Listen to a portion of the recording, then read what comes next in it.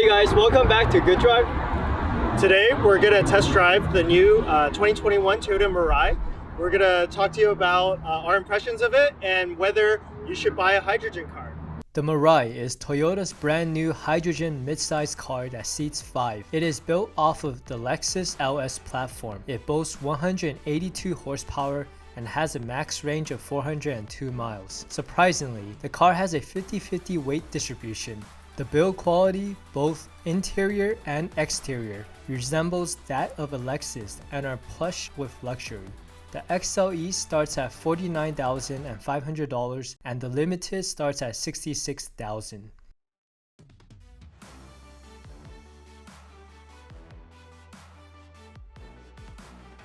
The Mirai has a variety of technology features. There is a heads-up display. The center 12.4-inch screen is easy to use and responsive. One interesting aspect is when you're parked at a stop sign, the bird's eye view is automatically activated. There is a wireless charging pad in the center, but there's nothing stabilizing the phone, so the phone might slide off during turns or stops. The door feels very sturdy. The interior feels very Lexus-like, which is a good thing, but it does preserve some Toyota aspects, like the glossy piano black plastic. The rear space is comfortable, but it's not as big as one would imagine given the size of the car. A cool feature in the back is there's a control panel in the center for the rear passengers. There are also 2 USB ports in the back. The trunk does not automatically open and the size is quite standard. When you first drive the car, well, first you hear this like noise that's coming from the speakers when you accelerate. It's very like Jetson-y. It kind of sounds like a when you're blowing through a straw. That's like, you know, when you blow through the top of a straw and it makes this like that's what it sounds like, right? Yeah, That's a good analogy. It's interesting. The acceleration is actually pretty good. I think they quote it as like 8 point something to 60, but it feels more like 7 seconds. I think that's like, it's definitely peppy. It's not like a Tesla where you get, you know, shoved in the seat, but definitely pretty like quick enough, more than adequate. How's the driving feedback? There's no steering feel whatsoever. The steering is like, it's light, but it's not like crazy light. It's all right. The brakes, the accelerator is calibrated well.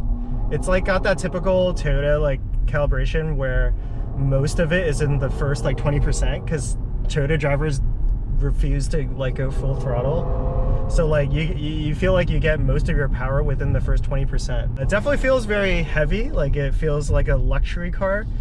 The ride is it's more soft than like a sporty, you know, like a sports sedan. This is definitely like a cruiser. All right, Jerry, how does this feel as a passenger? It's smooth. This is the bump test, right? Yeah. So I don't know how fast we can take this. Oh, it's very smooth ride. That's really good, actually.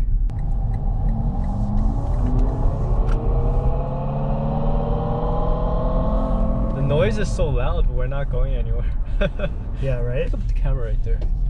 Oh, shit. Oh, see? That was good. That was good. It helped.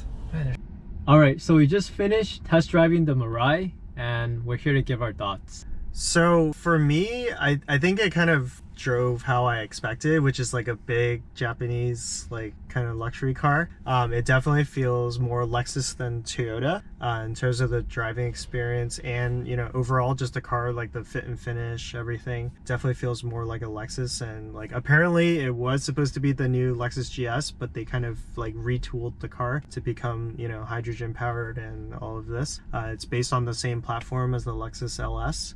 So yeah, I mean, it's definitely more on the comfort side of things, but because it is rear-wheel drive and because of the weight distribution of the vehicle, even though it's very comfort oriented, it's like, you know, super cushy, rides like a cloud, it still actually handles all right. Like I would be like pretty okay with driving it as a daily driver. I think it works really well as a daily driver, actually.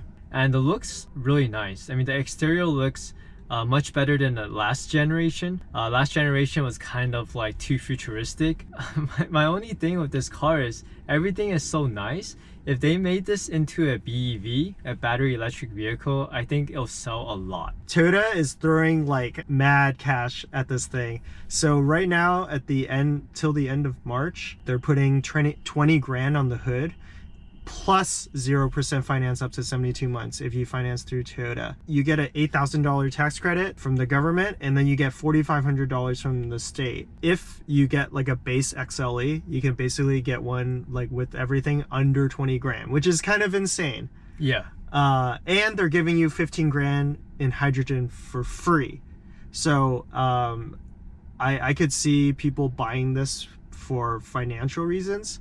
But I definitely agree with you. Like it would be much better as I would be much more compelled to buy it as an electric car, because for hydrogen, the infrastructure is still like not there yet. Yeah, there are only 42 hydrogen stations in California.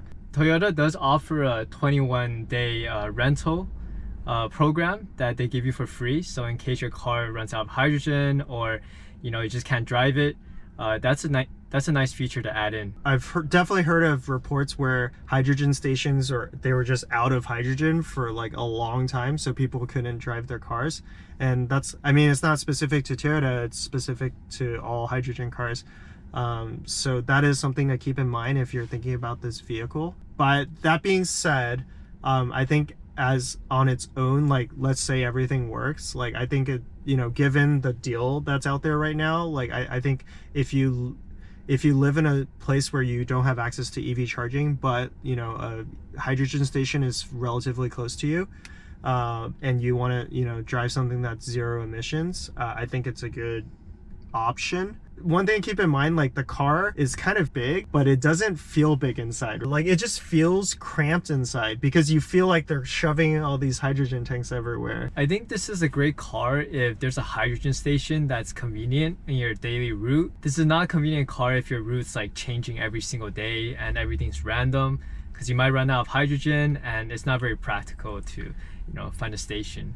Yeah, and I also think the rated range versus what you actually get in the real world, it doesn't seem that realistic, because like I think they quote up to 400 miles of range, at least for the XLE. I think it's like 360 for the limited. But when we got into the car, it had, I think, at least 80% hydrogen, and the range on it said only like 228 miles. Like, I mean, that's a lot, but then at the same time, you're gonna have to find a filling station. They're not everywhere, so it's yeah, for sure. It's a great city car. We were driving through some really rough roads where like in a German car, you probably, in a BMW, let's say, you'd be feeling every part of the surface. But in the Mirai, we were just gliding over the surface. Like we heard things going on, but like we didn't really feel them. So that's what I really liked about this car. So thank you for watching. Let us know what you think about the Mirai. Like, is this something you would consider? Let us know in the comments below. And if you haven't done so already, please like and subscribe to our channel. Again, this is Jerry and Jeff, signing off.